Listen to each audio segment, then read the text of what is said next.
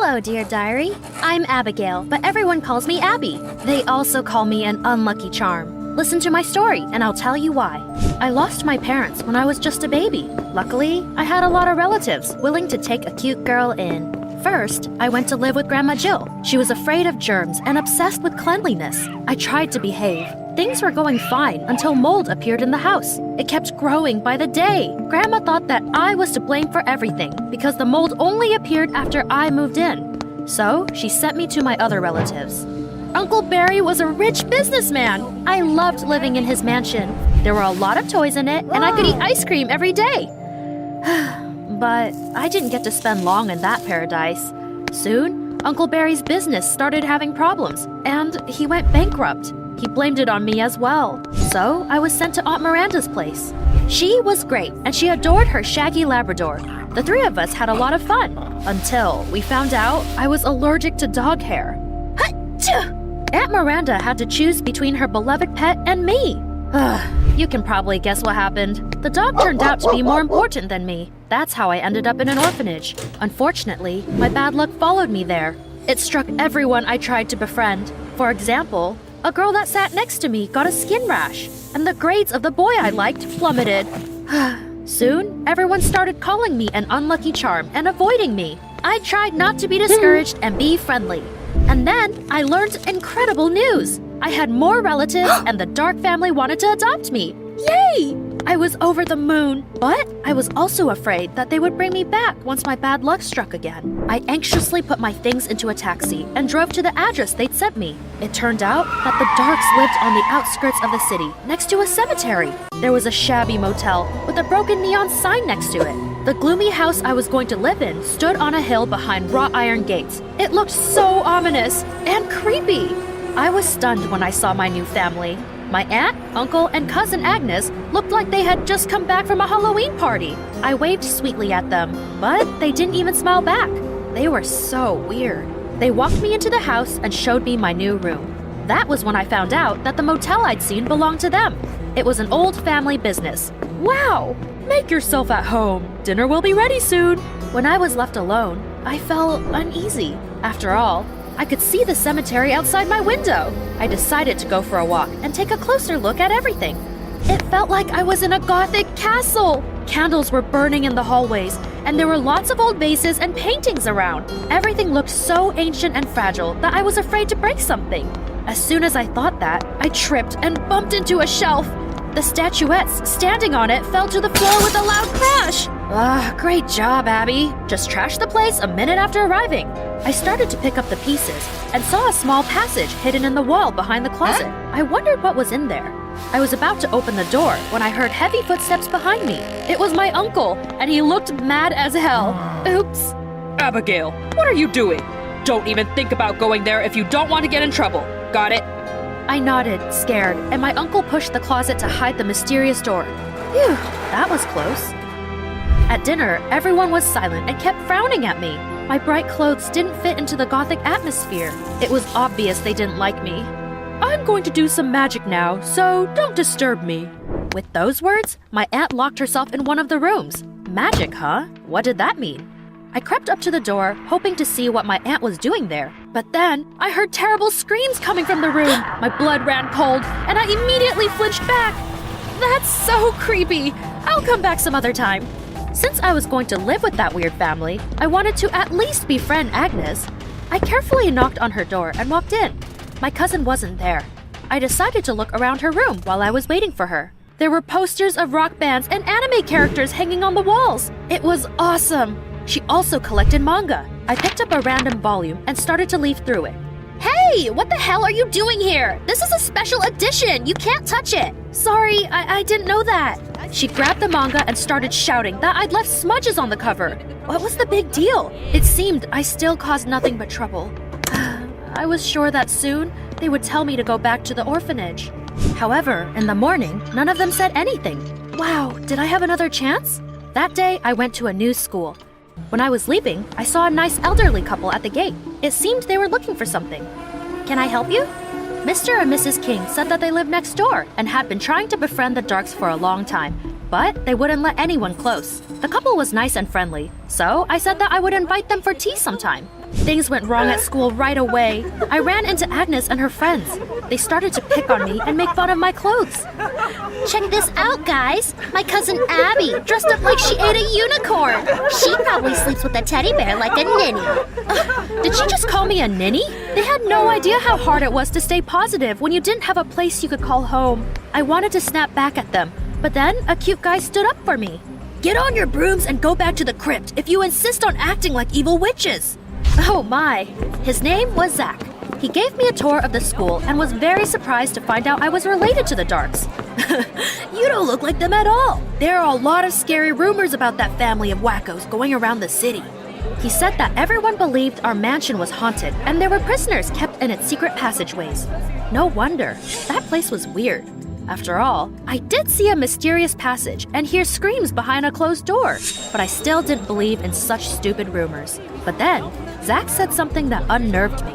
That motel of theirs should have been closed long ago. Everyone knows that no guests stay there. It must be costing them a ton of money. Could my relatives have money problems? Was that why they adopted me? To receive benefits? I was gutted and couldn't concentrate in class. Zach came up to me again and invited me to Baskin-Robbins after school. Oh, I wished I could agree. But I was an unlucky charm, remember? I was afraid that if Zach talked to me, something terrible would happen to him. So I apologized and said I was too busy that day. Oh, that's a shame. I didn't know if my relatives had taken me in for the money or not, but I wanted to thank them for their hospitality anyway, even if it was a bit, unusual. So I decided to cook them dinner when I was left alone at home. Okay, so a pinch of this, a bit of that. Oops, that's too much garlic. I set the table. I wasn't sure if my cooking skills would impress them, but I had tried really hard. It doesn't smell great. And it looks even worse. Let's try it. What happened next honestly spooked me. Agnes tried my stew and immediately spat it out on the table. Ugh, gross! She ran into the bathroom and spent forever rinsing her mouth. That was suspicious. It seemed like a bit of an overreaction. Did she hate garlic that much? You know who else can't stand garlic? Oh, holy heck! Vampires! Don't tell me that, Agnes. I didn't believe in horror stories, but anxious thoughts still kept me awake at night. I was tossing and turning when I heard a noise in the hallway. I listened and realized that someone was screaming again. What a freaking nightmare! What was going on in that house? I carefully went out into the hallway and followed the screams. They were coming from the room where my aunt was, doing magic. The door suddenly opened with a terrible creak, and a werewolf came out in a puff of smoke! Oh no! I shrank into the wall in horror, and the monster passed by without noticing me. I went back to my room on shaky legs and bolted the door with a chair. That was it. Now, I believed that there was something seriously wrong with my family. I had to get to the bottom of it. I didn't sleep a wink that night. That's why I dozed off on my desk and could not concentrate in class again. Abby, psst, did you watch the TV late last night? I wished. I desperately wanted to talk to someone about all the freaky stuff that was going on in the Darks mansion. But Zach was sweet, and I didn't want to drag him into my troubles. You look sad. I have tickets to a baseball game. Come with me. You should get your mind off things. Of course, for his sake, I refused again. At lunch, I watched Agnes. What did vampires eat at school? To my surprise, she ordered an ordinary ham sandwich. But she wouldn't fool me that easily. I told Agnes that the principal was looking for her. After my cousin had left the table, I put grated garlic into her sandwich. Then she came back, irritated as hell. Hey, did you lie to me? The principal said he wasn't looking for me. Oops, sorry. He must have meant some other Agnes Dark. I sat down at the next table and watched my cousin. She took a bite of the sandwich and immediately spat it out and started shouting that someone put garlic in her food. I was right. Then Agnes's friend pointed at me. I saw her hanging around your table. Agnes ran up to me. She was fuming. I'm allergic to garlic. This is the second time you fed it to me. Do you want me to be covered in spots? Wait, allergic? I was a moron, of course. I apologized and told her that I thought she was a vampire. I thought that would piss her off, but Agnes just laughed. You're such a weirdo. Maybe we could be friends. Phew. Thanks for looking up. I was walking down the hallway smiling when I bumped into my aunt. What was she doing there? She was holding a hanger with a costume. A werewolf costume. Whoa! She saw me side-eyeing the fluffy head and burst out laughing. It turned out she was making costumes based on horror movies. The room where she was doing magic was her workshop. She was watching the movies while working for reference. That's where the terrible screams came from. I made this charming werewolf for a school play. Wow, the costume looked so real that I had mistaken it for a real werewolf. My aunt was so talented. I was glad that we cleared everything up. After classes, I came home and saw Mr. and Mrs. King at the gate again. There's no one at home now. You should come back some other time. What a shame. I made a lemon pie and wanted to treat you to it. Wow, that pie looked delicious. I couldn't let it go to waste, so I invited Mr. and Mrs. King in and offered them tea. They exchanged happy glances and agreed. Why didn't my aunt and uncle want to be friends with them? They were so charming. We walked into the kitchen. I put the kettle on, and they said they wanted to take a look around the house. It's so beautiful and interesting here. I feel like I'm in a museum. I put the pie on plates and waited for them.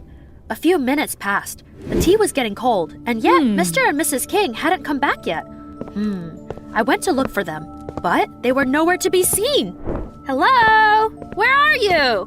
My uncle came home. He was walking toward the secret door behind the closet and holding a tool case. A chain was hanging off his shoulder. My heart sank. Even though I now knew there was nothing mystical about the Darks, that didn't mean they weren't keeping prisoners in secret passageways. What if my uncle was going there to tie up the poor couple with chains? I had to stop him. I ran up to my uncle and demanded he let Mr. and Mrs. King go, or I would call the police. Abigail, what are you talking about? Our neighbors that have been trying to befriend you for ages. My uncle turned pale. We don't have neighbors. There's only the cemetery and the motel around. Are you saying there are strangers inside our house right now? Wait, he was right. Why did I not think of that? Who were they then? My uncle called the police, and when they came, they managed to find the couple. They had gotten lost in the secret passageway, but the most interesting thing was that their pockets were stuffed full of jewels and the dark heirlooms. Those elderly criminals had apparently had their eyes on our mansion full of antique jewelry for a while, but hadn't known how to get in until I invited them myself. Damn it, I screwed up again. When the cops took the criminals away, my uncle said that he had forbidden me from coming close to the secret door because the passageway behind it was old and unstable. He didn't want me to get hurt. I was just going there with my tools to do the repairs. I felt like such a moron. I caused nothing but trouble. At dinner, I apologized for thinking so badly about my family. We are not like everyone else, so people talk a lot of nonsense about us. It's no wonder you believe those rumors. And then, they said that their motel really wasn't doing great. No one wants to stay there because of all the rumors. We'll probably have to close it. That got me thinking. What if we use those terrible rumors to our advantage? I suggested that the Darks open a haunted motel. Everyone loved my idea. My aunt started making costumes. My uncle built the decorations, and Agnes and I made a website and told everyone at school about the motel.